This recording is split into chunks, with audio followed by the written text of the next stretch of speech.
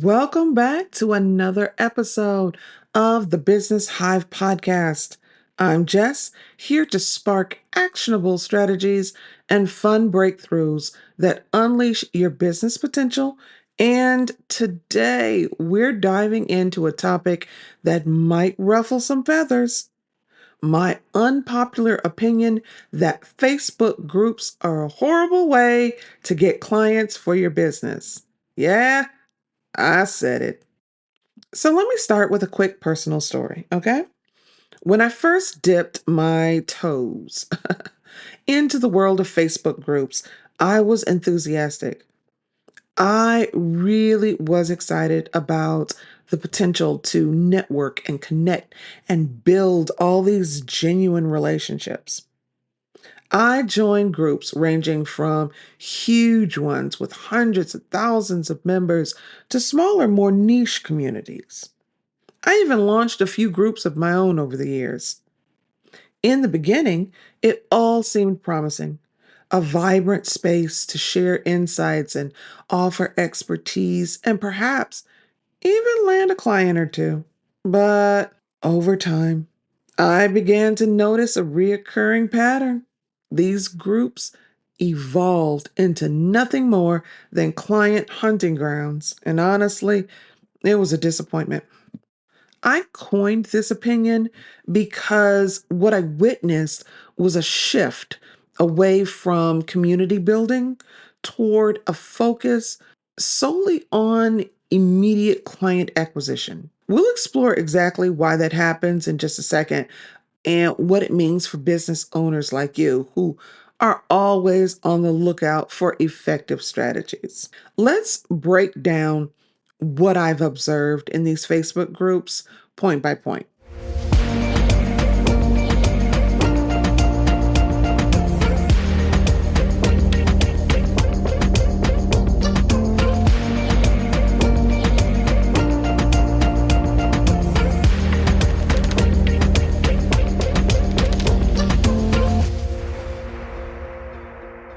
So, number one, the original intent behind these groups was to foster community, right? And they were built as spaces where you could share resources and exchange ideas and essentially position yourself as a thought leader. Instead, what you see today is a crowd of individuals solely focused on acquiring clients. Everyone is broadcasting their services, neglecting the essential component of relationship building. It's like trying to network at a party where everyone's just there to grab a business card and leave. If you recall my previous episode called Networking Isn't Dead, I talked about how meaningful connections require more than just a transactional exchange. It's about trust and genuine engagement. Y'all are out here throwing posts at the wall. Here's what I do. Share what you do. Someone's looking for what you need. Buy my stuff. Buy my stuff. Download my lead magnet. I want to ask them so bad. Why? Who are you? Why should I trust you? Give you my time? For what? Give you my money? For what? I don't know you. You've invested nothing in me. And a quick side note, when I was a younger person, probably teenager, I heard somebody talk about something called an emotional bank account. And the emotional bank account is every time you have an interaction with another human being, you either deposit into their emotional bank account or you withdraw.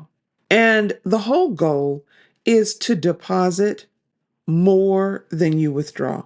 In addition, if you walk up to someone you have never met before and start withdrawing, you are automatically and immediately overdrawn. And overdrawn accounts get closed. It's also how you get bad credit. So when you look at the individuals in these groups as you're posting, think about it. Have you made any deposits into their emotional bank accounts on which you can withdraw? If the answer is no, I need you to start making some deposits and go on and leave the withdrawals alone for a while. All right. Number two, how can I put this? I'm sure you've seen these posts, okay? Someone is looking for your service. Tell them what you offer. Or you never know who needs what you have to offer. Put your services below. Or put 5 pictures of your service below. And how effective really are these types of posts? I mean, let's be honest. How many times have you scrolled through these types of posts, found a service, and then actually signed up for it or purchased? Mm-hmm. You quick to put your content down there. Oh, I'm a such and such, and I do this type of coaching and I do this type of consulting. I'm a graphic artist, I'm a web designer.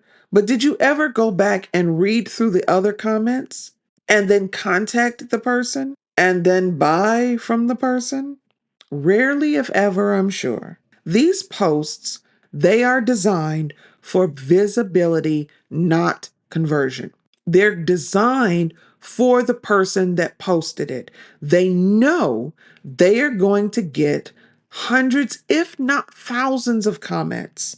And by doing that, the algorithm thinks that they are important and will push any promotional posts that they create at a later date out to more people. So these type of posts create an illusion of opportunity while drowning out any real meaningful conversation. In reality, responding to these posts is a massive time sink. It diverts attention from strategies that will yield real results. Now, it works great for the poster, but not so much for the unsuspecting business owners that are hoping to get some leads from their post. Okay, so number 3, another frustrating trend is the paid post model in some groups. I can say this based on the fact that I have done it. Okay, so I'm not speaking out of the side of my mouth.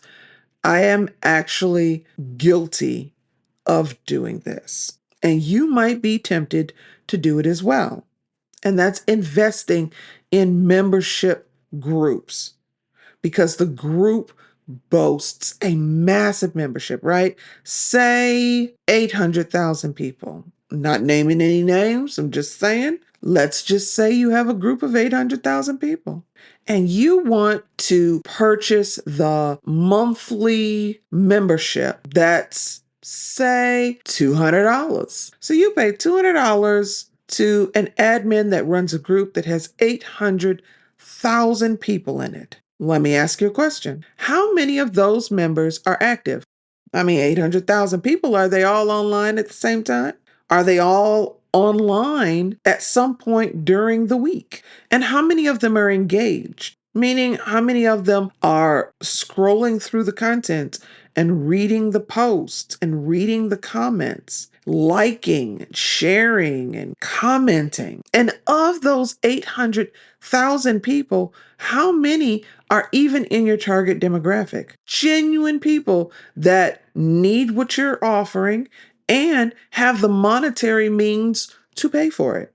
Paying $200 a month to be able to post once or twice a week without clear engagement statistics is like throwing money into a black hole. It often turns out that you're not reaching the right audience, and your investment is simply padding the pockets of the group admins rather than delivering tangible returns for you.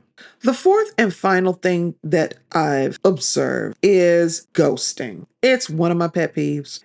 Even when you do get a response to your promotional post, the conversion rate is abysmally low. Very few respondents actually take the next step, whether that's clicking on your link or signing up for your lead magnet or contacting you directly. And this disconnect stems from the lack of genuine relationship building, which we've already talked about. In a community where everyone is just in it for a quick win, there's no incentive to follow through, and the results are predictably disappointing. So now you done paid all this money to post a promotional post in this group to 800,000 people that aren't there. And the few that are there say, oh, yes, I would love your lead magnet. I would love to learn more about your webinar. And you say, oh, wonderful. And you go down to the comment and you reply to their comment and you give them the link and they never sign up. Frustrating, right? And certainly not worth $200. So, what does all this mean for you? Should you abandon Facebook groups altogether? Not necessarily. I mean, I think there's still value in them, but you got to know how to play the long game. I said a few episodes back that I don't promote short term gains. I promote hard work, I promote dedication, and I promote investing in your company and in your people. That's the long game. It's going to take a minute. It's not follow this system and you'll make $700,000 in the first 2 minutes or whatever the gurus are saying today. Lord, they just come up with the bless their hearts. Yes, I live in the South, so I can say that. Bless their hearts. So let's look at some practical strategies here, okay, folks? Rather than treating a Facebook group as a quick fix for getting clients, consider it as just one part of a broader content strategy. So imagine your approach as nurturing a community where you share valuable, non promotional content on a regular basis. And this isn't about chasing immediate wins, it's about building lasting connections. Now, the key point here is non promotional. And by that, I also mean don't try to be sneaky with it, where you're trying to get people to comment so you can sell to them in the comments. Genuinely invest in them because what's going to happen is if someone needs what you're selling, needs what you're offering, they are going to ask you. They're going to DM you, they're going to message you, they're going to email you, or they may even post a comment. Hey, this is great. Can I learn more about what you're offering? Or can you help me do X, Y, and Z? That's when you can begin to start promoting yourself if it's allowed in the group. Now, quick pro tip here. If you're in a group, keep in mind that inside of the group, you have a profile that is separate from your Facebook personal profile. So if you go inside of one of the groups that you are a member of, and then at the top where you would normally type your post, I want you to click on your image. So the little round circle that is a picture of you, I want you to click on that. And it's going to say something about view your profile, edit your profile. Click that. And that is your profile for that group. I recommend going in there and making sure that you have a banner that is specific for that group or explains to people what you do and who you are. And you can also change the short description. That's where I would recommend you put a link to your website or your lead magnet or whatever it is that you want to promote. This way, when people click on your profile, they're taken to that profile and they can see exactly what it is that you offer and how they can work with you. Now, secondary pro tip. In the description of this profile, like I said, you can put a link. I recommend having a landing page for each group that you're a member of, and then tailoring that landing page to that group. So if you are a member of a group where you are supporting accountants, then you would tailor the landing page to anyone in the accounting industry. But if you also service people who are in the bookkeeping field and you're in a separate group just for bookkeepers, then create a landing page specifically for bookkeepers and for that group. That way, when they get to the page, the information that's on there, if you want to put blog posts, if you want to put old videos that you've created, whatever it is, it shows up and is tailored specifically to them and speaks directly to their pain points. So those are just two little tidbits for you. Back to what I was saying. Instead of jumping at every tell us your service post, take a step back and engage authentically. I want you to start offering meaningful insights, answer questions that people are posting thoughtfully, and demonstrate your expertise. This type of approach, it isn't about making a sale. It's about cultivating relationships that can lead to real opportunities down the line. Because remember, we're playing the long game here. And if you're really committed to the idea of community building, create your own niche group rather than getting lost in the noise of like generic, overcrowded groups. Start a space that's tailored to a specific topic or demographic. By doing this, you'll control the conversation and foster an environment where members can genuinely connect, where they can ask questions and learn from you and from each other. One thing to note about this tactic, though, it is another something that you'll have to promote and fill and grow, which can take time and effort that you may not have. So just keep that in mind. And a quick note to all the Facebook group admins: make room in your group for people to begin sharing and engaging. If I want to share a piece of knowledge that I have, let me. If I want to share an experience that I've had, let me. If you go into a group and the only person that is ever posting is the admin, that's because they're silencing their members. That is not a group you need to be in. Leave. Groups are for community. A group is not for you to sit up there and just provide information to people thinking that they're going to buy from you. You may get a few people to buy, but I guarantee it won't nearly be the amount you're hoping for. So that's it for today's episode.